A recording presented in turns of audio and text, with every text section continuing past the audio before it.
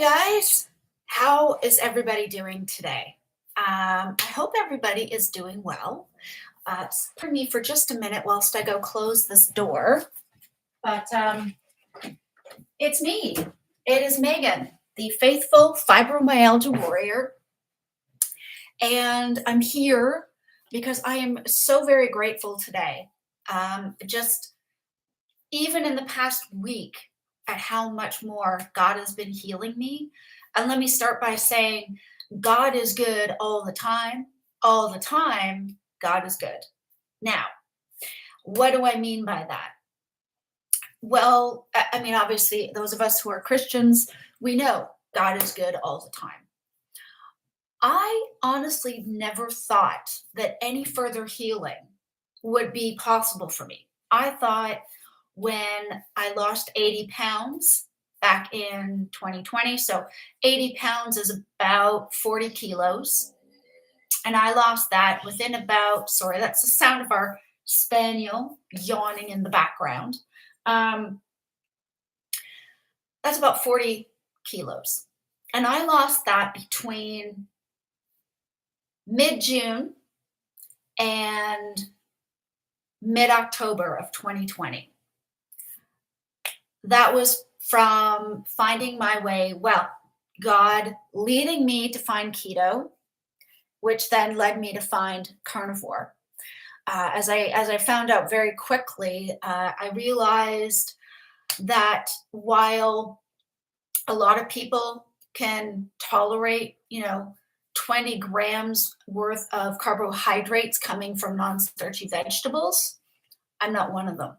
So I had to eliminate all vegetables from my diet. And when I did that, when I was eating nothing but animal meats that came with fat in it, not necessarily extra fat, but when I was eating fattier cuts of meat and egg yolks is when the magic started. And I saw the weight start to just come off. My body learned to burn its own onboard fat stores for fuel.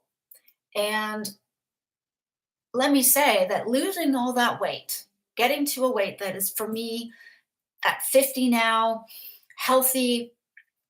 I'm only 5'5", which I think is like 100 and I think 65 centimeters. So I'm just average height. I had been suffering from 2014 until, well, not that I don't suffer still now, but from 2014 up until I would say at least a good week, maybe 2 weeks ago. Well, no, let me rephrase that. From 2014 up until September of 2020, I was living with crippling chronic pain. I was chronically inflamed. I was also obese. I was carrying 80 pounds extra of weight on my body, which was not good.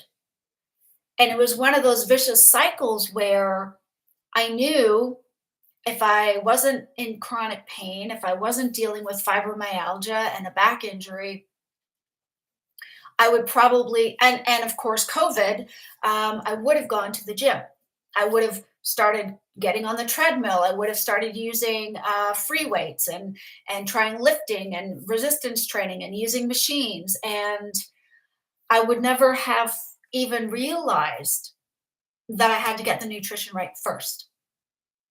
And what I realized was that eating excessive amounts of plants, especially the higher carb stuff like wheat, as it's turned into breads and cereals and pastas and everything like that, was actually not going to be good for me. I did not know that at the time. When I discovered that and I cut that stuff out, it was amazing. When I realized that God's plan for us as humans was to, as much as possible, as often as possible, to eat animal meat. And I would imagine majority of it being skeletal muscle meat, okay, for nourishment. And plants in times of crisis, if you are near a place that fruit is available locally and it's the season for fruit and you want to have a little bit, maybe some berries, for example, fine. Some of our ancestors did do that. However, the plan for eating the berries was because they had to eat something in between the times when they were catching and eating animal meat. Um, and certainly the humans that live in, very northern, like, I mean, Arctic climates, the Inuit, for example, um, the ones that follow a traditional lifestyle still eat only animal products. They don't, it's not the right climate to have chickens. So it's not like they would have eggs from chickens that fish eggs. Yes, of course, no problem. But the majority of what they would eat, meat and the animal fat. And they do just fine. So what that showed me was that, first of all, berries are horrible for irritable bowel syndrome, which I have technically. However, my symptoms are reduced by 90%. 90%.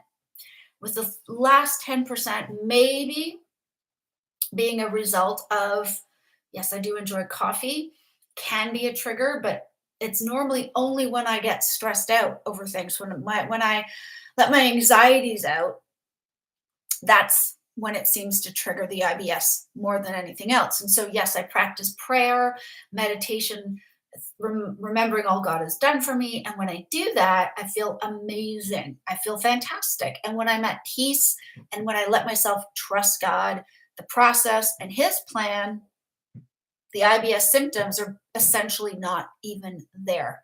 Now, the reason why I'm saying they're only reduced 90%, so there's about 10% of the symptoms left, which is a small amount, a manageable amount, is because for somebody who does have generalized I was diagnosed with generalized significant anxiety and moderate to significant depression. This was back in 2015. Okay. And I take medication to help with the depression. And most days, no issues. In fact, I'm filled with so much joy and so much thankfulness to be a daughter of God, to know that Jesus Christ as my Savior, that I am saved and I'm going to heaven someday. And those of us who make it, by the way, when that day comes, we will become brand new creations. I don't know what that means exactly. I don't know what we're going to look like. None of us do, because no one has died and come back to tell us this. Jesus himself, of course, he died, he was raised again, but he didn't tell anybody what we were going to become when it was our turn, just that we would be new creations, right? So that's exciting. And in the meantime, I'm finding that my energy levels are incredible. I have been able to protect my sleep hygiene. So what does that mean? I am generally in bed by 10 o'clock, maybe quarter past if I have to wait to let the dogs out. I start the dishwasher, the dogs go outside. I get a sound. Well, I put on YouTube, I have all these different sounds of, blizzards or rainfall, some nature sounds that act as white noise that help me fall asleep.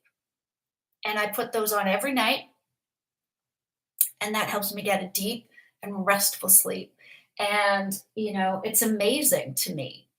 That has been a huge difference. When I do get up in the morning, I feel awake and alert and rested.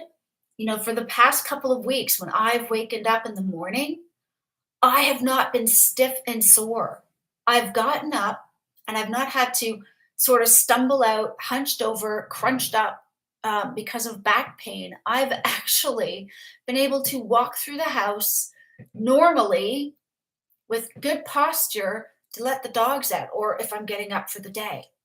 That has not been possible for 9 years. For 9 years. It's amazing.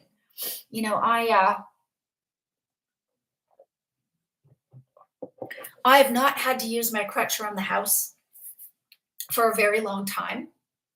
I do take it when we stay for when we go into London for church services. I will bring it with me so that I can walk a bit from where I'm sitting to the if I need to use the toilets. And the thing is, it's not that I actually need it, but when I've been sitting for a while, sometimes I do feel like my legs are a little bit wobbly. And so it's there just as a prevention. But the thing is, I don't, I haven't needed it in a while. And I want to show you guys something, okay? Because for those of us, for those who get in and take a shower normally, you stand up, you wash your hair, you clean yourself, you do whatever you're doing, shave your legs, shave your armpits. If you're female, I don't know, maybe sometimes you do that if you're a dude, I don't know. But what I'm saying is that's not a big deal. But up until 7 days ago, I had to sit in my bath swivel seat. And I never ever thought the day would come when I would be able to stand up again and take a shower. I mean, I've had to do it from time to time when we've been on holiday, but not other than that. I'm going to see if I can get this picture up. I hope this is showing. I hope it's showing. I don't know if it's working or not. So what do we got here? Let's see. Am I able to bring this up? There it is. This is the bath seat, okay? This is the one that's in my bathroom right this minute.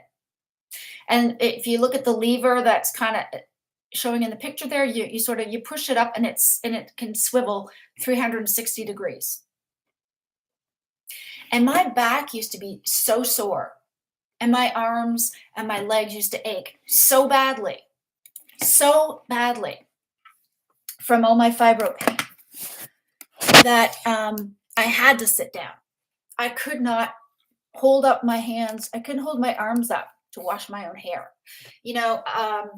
Before COVID, so like from 2018 up until March of 2020, I was in so much pain. I wasn't at my fattest and my most inflamed, but it was so bad. I had to have a personal care person come in every morning and wash my hair for me and help me wash myself and get dressed every day. Every day. Now, my husband would be there on the weekends, but at that time he traveled every day for his previous job, for the role he used to have. And so he wasn't around to help me. My pain was so bad that I could barely get my hair cut. I actually just got my hair cut, like I think it was a week or two ago. I was able to go into the hair salon, walk over to the wash station, which isn't too far from the entrance. Got my hair washed without any additional pain in my neck or back. God is healing me. God is healing me. He is helping me realize that I'm so much more than just my diagnosis. I'm so much more than my fibromyalgia. I'm so much more than my chronic pain, than my Raynaud's. I'm so much more than my IBS. I'm so much more than inflammation. Those things are there, and they're still there 10 to 15%. But that means they've also healed 85 to 90%. I never thought that would be possible. When I lost that weight, when I lost those 80 pounds, those 40 kilo, I figured this is great, and if it had ended there, I would have been thankful. I would have been happy even if that's where it stopped, because this was weight that I never thought would ever come off. My thyroid, in spite of taking the hormone replacement therapy starting in March of 2020, by the time I was keto in June, so March to June. So what is that? 3 months, and my weight had simply gone up. I had cut back on my fruit intake. That was all I was told to do.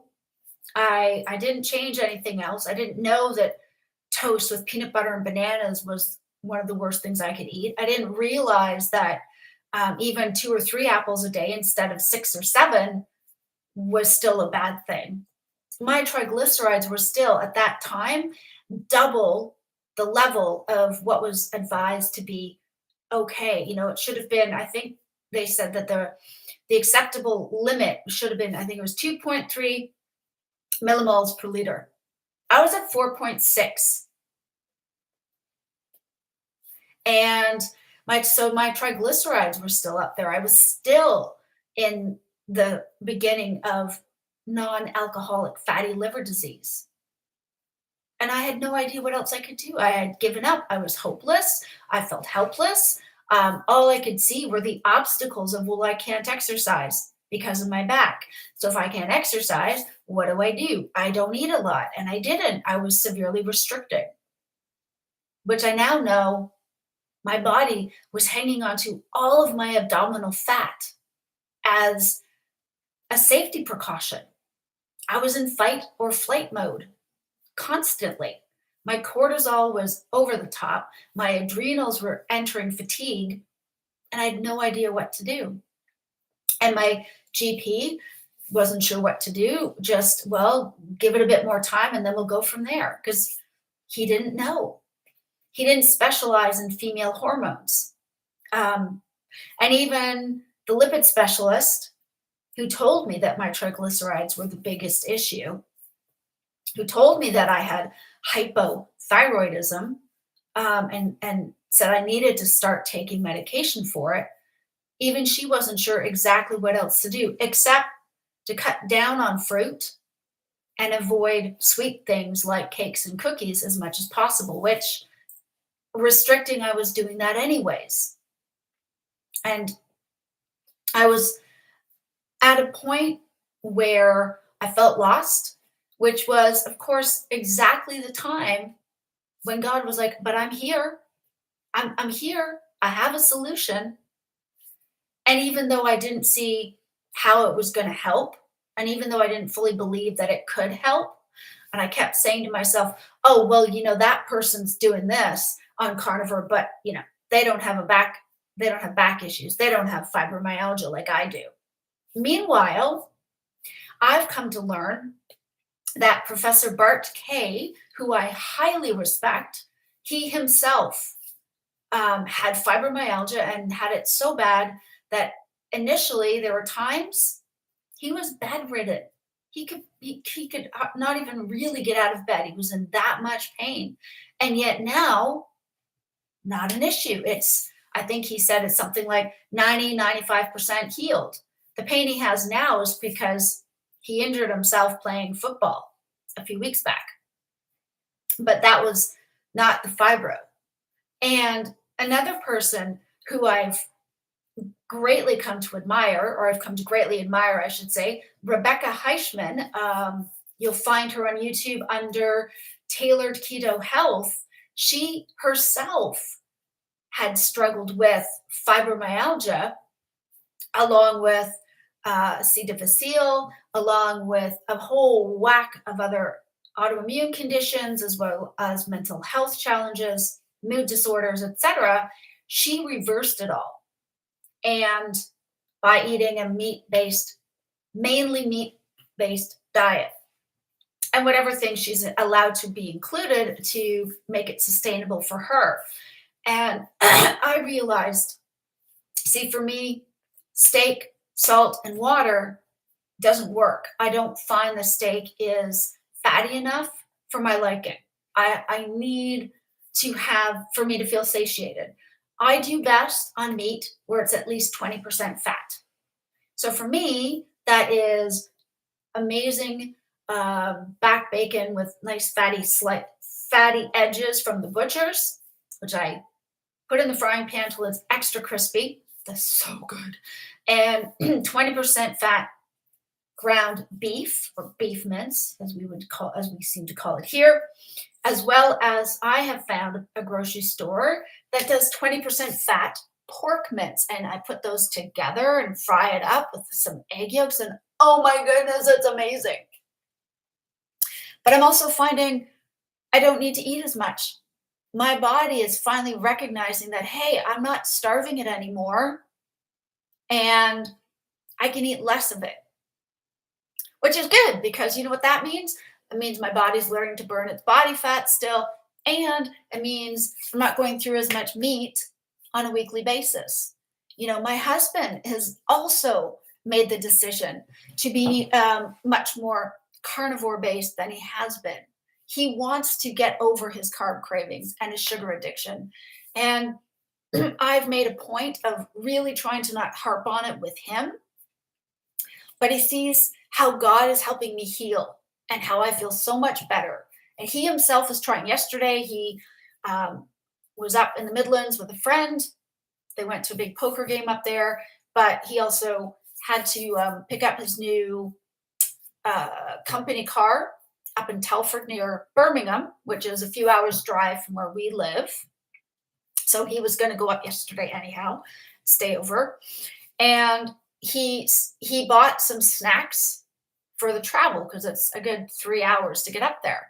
And he said, Megan, I just want to let you know what I got for treats was some hard-boiled eggs. I got some fridge raiders, which is like formed chicken pieces, but it is all just chicken.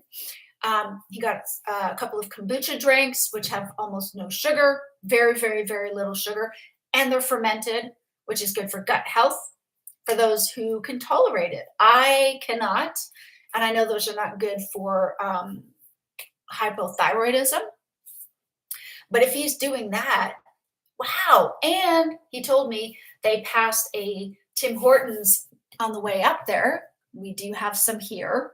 They're not just in Canada now. There are quite a few here over in the UK. They stopped at a Tim Hortons drive-through and he got himself a large coffee with some milk and absolutely no treats, no donuts, nothing, which was a huge victory for him. And so I'm bigging him up because he is trying to make those changes and it is not easy. I remember that. For me, I've actually been able to do some more stretches to help with the stiffness I get in my hips and in my lower back. I have all this amazing energy. I don't feel freezing cold all the time. My body's regulating its own temperature. And like I said, for the past 7 days, I have been able to stand up in the shower without pain. I never thought that day would come, ever.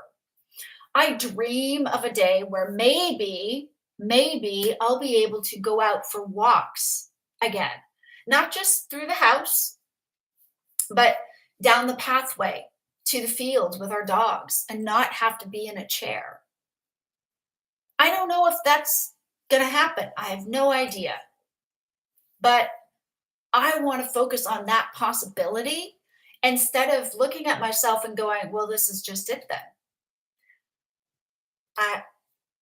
I'm not saying that everything has disappeared completely because it hasn't. And I would never, ever do that on this channel. I would never do that ever in general because as a Christian, I'm going to be honest. But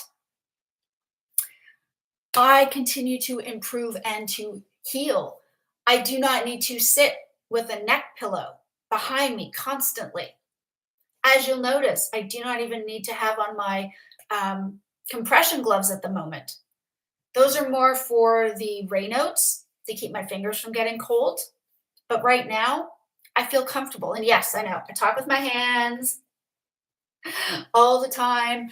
I can actually do something like this every now and again, not constantly, but when I do that movement, I do not feel massive twinges throughout my back, throughout my neck and my lower back like I used to. And I never thought that would be possible.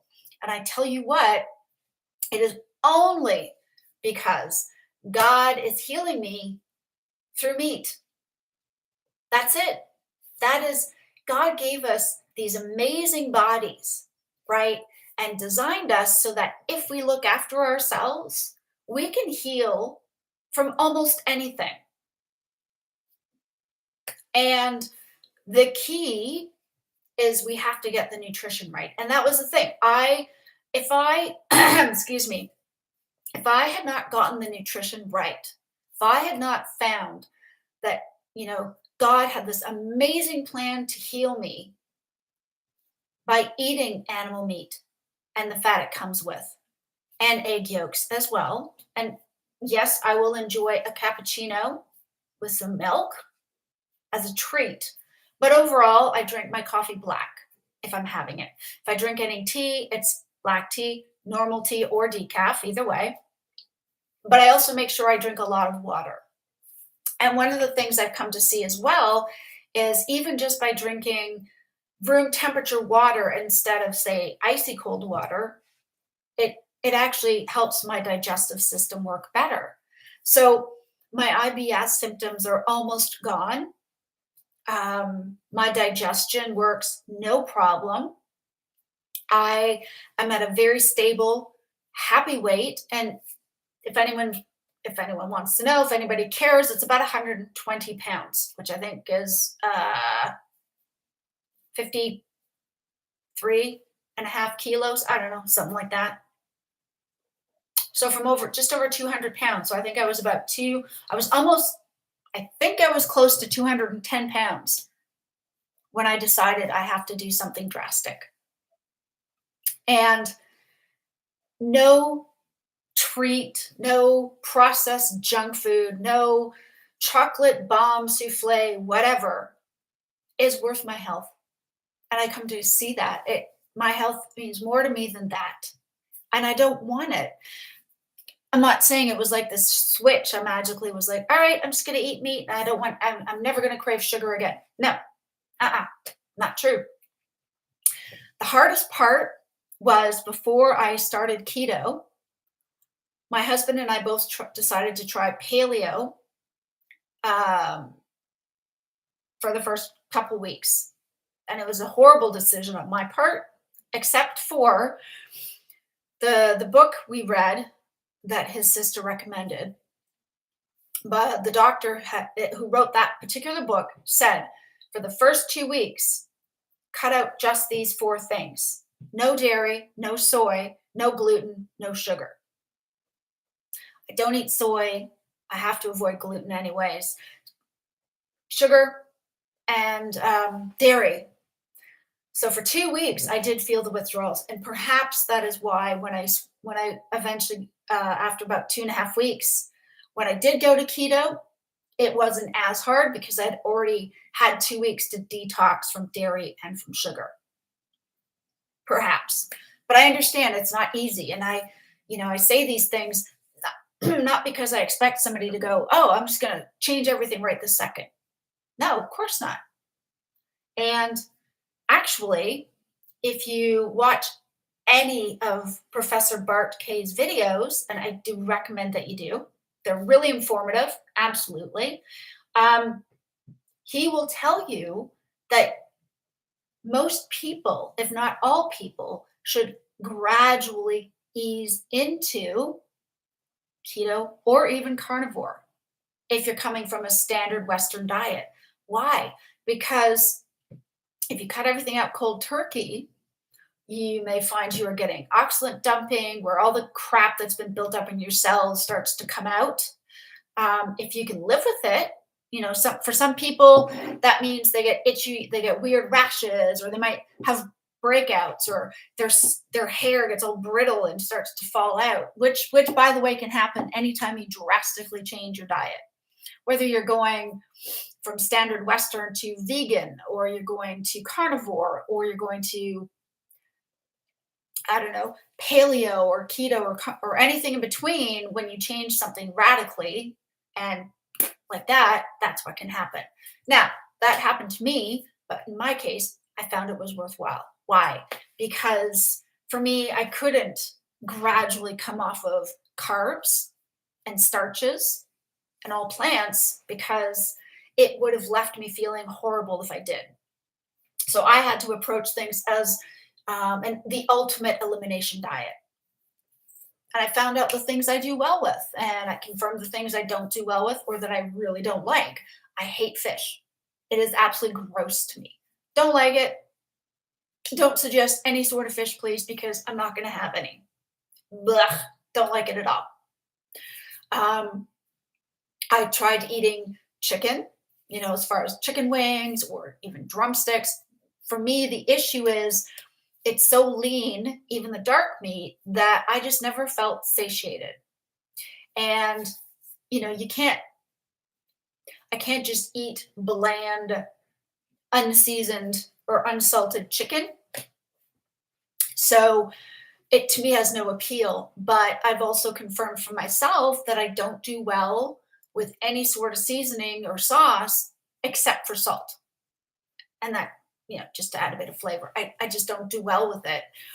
That's how sensitive my gut has become over the years. IBS, leaky gut. I mean, I've had so many different infections since I was little, even growing up and through my adult years, that I've had to take antibiotics for, like bronchitis.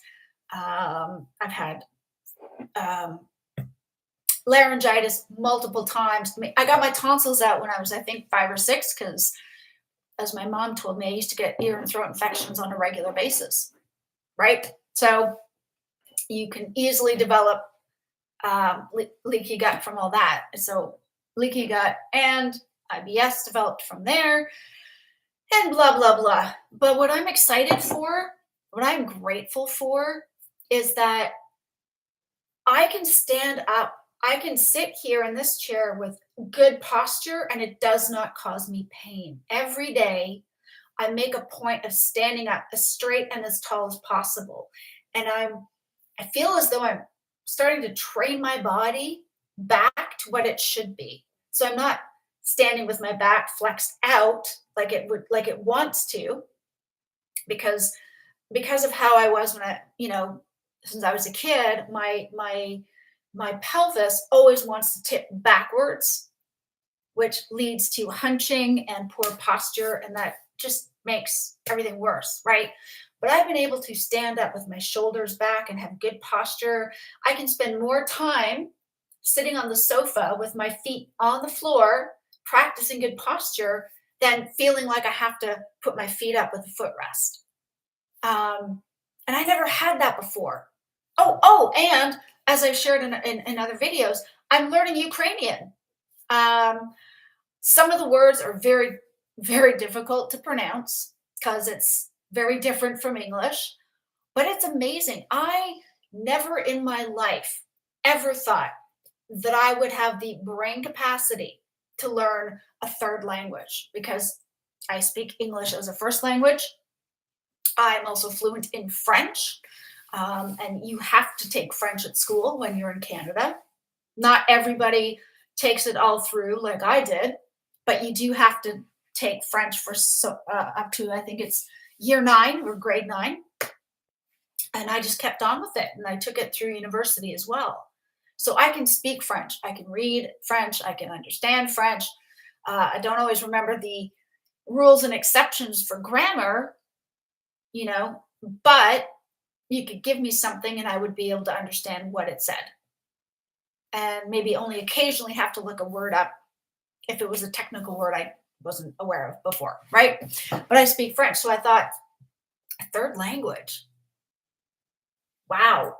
My brain was so fogged over and was so thick in my head like pea soup. I could barely remember what I'd eaten that in a given day for breakfast, never mind remembering a new language. And yet I'm excited. I have a good friend, a new friend, Regina Kucharuk, who's here from the Ukraine. Sorry, Regina, if I said your last name wrong. I'm working on it.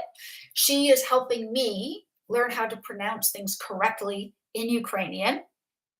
And her friend Alonia is someone I'm helping practice her English, and the two of them are kind of helping me practice and learn Ukrainian. And it's fantastic. I don't know what I'm going to use it for. If this war does not end soon, it's not like I'm going to be traveling to the Ukraine on holiday anytime soon, but I have hope. I have hope that it will end soon and they will get to go back home to Odessa, where they both happen to be from. be with their husbands and their families. And I hope to visit them there.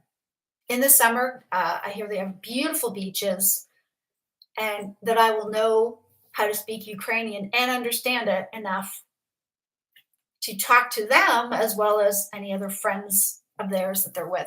So I'm excited. I am grateful because God is healing me. He is healing me. Are the medications I take helping? Yes, I think they are to a certain degree. Um, but the one thing I'm doing right now is I'm trying to delay my cocodamol. And actually, I've done that for the last couple days. Instead of taking it early in the morning, I'm trying to delay it until lunchtime. And eventually, I want to cut down. Who knows? Maybe I'll even be able to come off of them completely. There's that part of me that worries, like, but if I stop, what if all the pain comes back? And then that just proves that, well, I'm not really healed. But then I have to go, but if I don't try, I'm never gonna know. And if I'm not healed enough for that yet, that's okay. I still have the medication. It's like the shower chair. Every morning I wake up and I'm so thankful that I can stand and take a shower, a nice long 10 to 15-minute shower, and I don't feel any extra pain. There's that dull ache in my lower back, which I suspect will probably be there for good. Maybe it won't, I don't know. But I don't have aching in my arms. I don't have aching in my legs. I don't have aching in the back of my neck when I stand in the shower. I feel like I'm getting back to a level where I feel like I'm at a normal place in life. Um, I know I have to be careful because I don't want to overdo it. And again, it may seem like nothing, but for those of you who have fibromyalgia or some kind of chronic pain from another condition, you know where I'm coming from. You get it, right? Those little things, what seems like a little thing is a massive, humongous victory. And I'm hopeful that there will come a time at some point where I won't even need my wheelchairs anymore. I will be able to take walks into town. Right now, we live literally a 5-minute walk from town center.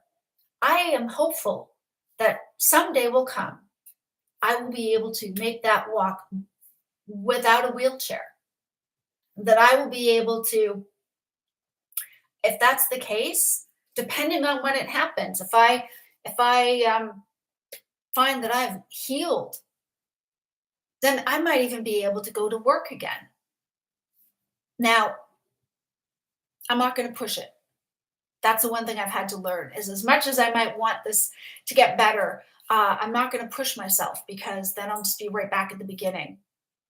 But I'll let you guys know how I'm doing, and I'll promise to keep you posted. Do you know, for the last several days, I have felt so much gratitude. I I have not felt a bulimic urge in a week. Now, that doesn't mean I feel these things all the time, by the way, but you know, it's there is recovery, there is no cure. But I have not struggled with that in a week. And it feels amazing to put on clothes and just go, hey, that matches. That looks nice. Let's leave. Let's go do what we're doing. The sun has been out. Maybe it's only been 8 degrees, but I've been outdoors, feeling fresh, crisp air, and remembering that God is there and He is looking out for me and He is looking after me. You know, there's a song that is sung at our church service called Waymaker, and I know I can't remember who the original writer of the song is. Obviously, it's a cover. We do a cover version, right? No one in the church wrote it, but it's a beautiful song. And one of the lines is, even when I don't see it, you're working. Even when I don't feel it, you're working. You never stop. You never stop working. And of course, it's about how God is. And there are moments where it has felt like, okay, well, I guess this is as much as I'm healed, but I've had a major improvement in the last 2.5 years.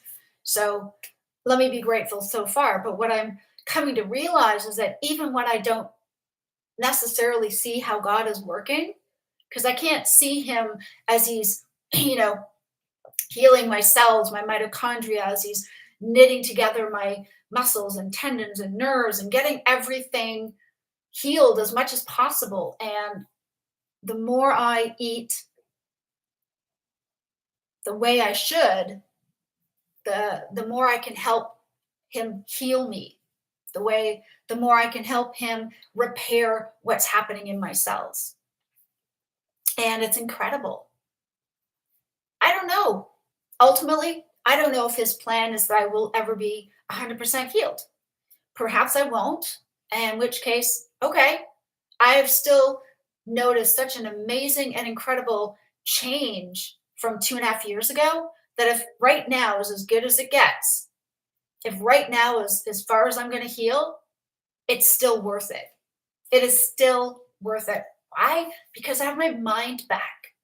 I have my relationship with God back from being a small flickering flame about to go out of faith to a blazing inferno, like the pilot light in a boiler that is not easily put out. That that's where I'm at now. That's how I feel. And am I able to walk long distances? No, not yet. Not yet. But I keep hopeful that that day may come. I don't know. Maybe it won't. But I'm going to do everything I can and follow the eating plan that God has clearly laid out for each of us, um, and do what I can to see that happen. You know, He gave us the animals on this earth to act as our main source of food. We as humans decided we had a better plan, which was a horrible plan, to eat everything except for animal meat. And it's just made us fatter, sicker, more inflamed, full of more diseases that, I mean, let's think about it. These diseases did not exist millennia ago. They didn't. They simply didn't. Except if the ancient peoples ate a majority of plants. You think about even, let's say, the ancient Egyptians, who 90% of their diet was wheat. 90% of what they ate was wheat. And you should actually, there's a really great video out there with Dr. Ken Berry and Dr. Michael Eads.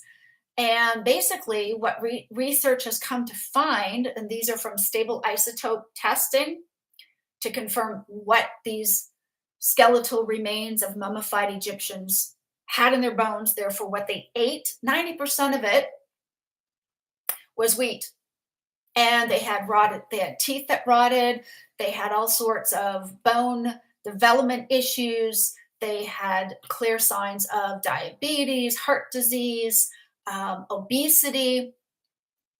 But when you check the skeletal remains of the ancient native North Americans, more so those living in the US and Canada, majority of what they ate was meat based. And they were taller, so they had proper growth and development. They were taller, they were slimmer. They did not have signs of disease like the ancient Egyptians did from apparently the same time period. The ancient Egyptians had the same diseases as Egyptians and other humans today who eat the standard plant heavy, wheat heavy, processed crap heavy diets, you know. But God always made it clear. He pointed it out in Genesis chapter 1, I think again in chapter 3, certainly in chapter 9. He reminded Noah and of course others that, look, the animals, they're here for you from the birds of the air, the creatures of the sea, the animals of the land, the wild animals, and the domesticated animals are yours. In other words, for eating. Um, and honestly, it's so true. I've never felt this excited and this alive in my life, because even before my injury, I was living with brain fog, with severe anxiety and depression and mood disorders like crazy, in spite of antidepressants. Why? Because my brain was full of processed crap and I wasn't nourishing it. My brain was starving. My body felt like it was always starving. And yeah, in that state of mind, it's really hard to stop and be at peace and trust God and walk with God when your brain is feels like it's running on a hamster wheel. You know, you've got so many things in front of you. I always felt like I had so many different things happening in my brain at one time, and God was like, "Okay, yeah, sure, love you too, God," at the back somewhere, because I had to deal with my two sons, or something at work, or my husband did that, or where are we going to go holidays, and what if this goes wrong, and what if that goes wrong, and can we afford this and that? Thousand things. I never felt like I could ever de-stress and get calm, because the processed crap keeps the brain racing like that, in my experience. But I have found peace and calmness because I found my way back to a strong relationship with God. But I would never have been able to do that if I hadn't cleared all the garbage out and if I hadn't started to actually nourish my body.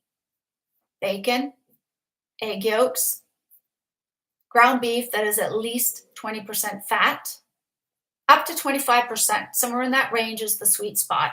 And oh, hello, Simone.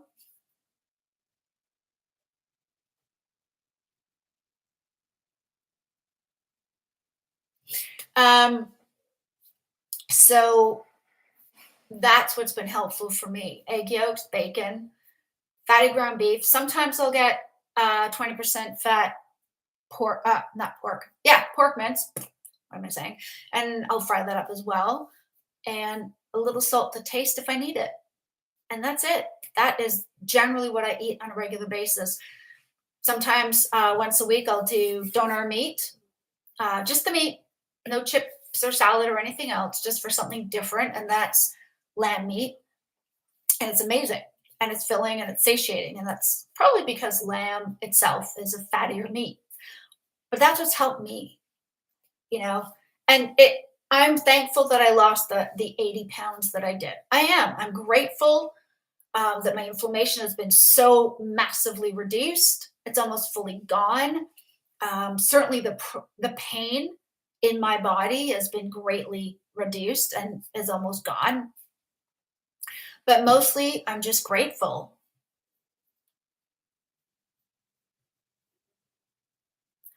Well, Simone, actually, of course, I'm promoting a carnivore diet because that's what's healed me. And no, I would not go to a medical medium. I've tried that, it doesn't work. Eating processed seed oils and crap is what helped me put on 80 pounds that I didn't need on my body. So that's fine. If you're not into trying a carnivore way of eating, if you're not into eating animals and getting the proteins from that, which actually, that's why God made the animals. But that's cool. You are absolutely entitled to whatever you believe. And hey, if your way of eating has helped you, then fantastic. If that works for you, that's great. No problem. But for me, I did not heal until I got all the other garbage out of my diet, because it just no, I'm not joking. And actually, if you want to know more, check out Genesis chapter 1 or chapter 9. And Simone, this is a channel for carnivores and for those who maybe are Christians or believers. I'm not sure why you decided to come onto this channel, because this is for people trying a carnivorous way of eating. So I wish you good luck, but don't need you on here. So guys, anyone else who is looking for hope, truly, um, eating animal skeletal meat with the fat it comes with might be worth a try. It certainly helped me. It has certainly reduced my inflammation and my pain, and it has made a massive difference to me overall. Anyways, that is me wrapping up for today. No, it is not nonsense. Actually, Simone, you are full of nonsense. And again, this is clearly a channel for carnivores. So if that isn't where you're at, and that's fine, that's your choice. I would suggest you be respectful and not come back, because your opinions are not necessary and are not welcome. No, actually, you know what, Simone, you are toxic. So I would thank you to take your vegan idealistic nonsense and find yourself a group of vegans. Yeah, Anthony William, don't know him. So I would suggest you follow somebody who's vegan if that's who you are. But I would say that, in fact, you're the one who's being toxic. So medical mediums is absolute ridiculousness. Guys, for everybody else who has been supportive and has come to this channel, thank you so much. And I hope that you guys have a great day. And I hope, Simone Smith, that you will take your vegan ridiculousness and go to a channel where it would be appreciated, because that is not here. All right, guys, for everybody else, thanks for watching.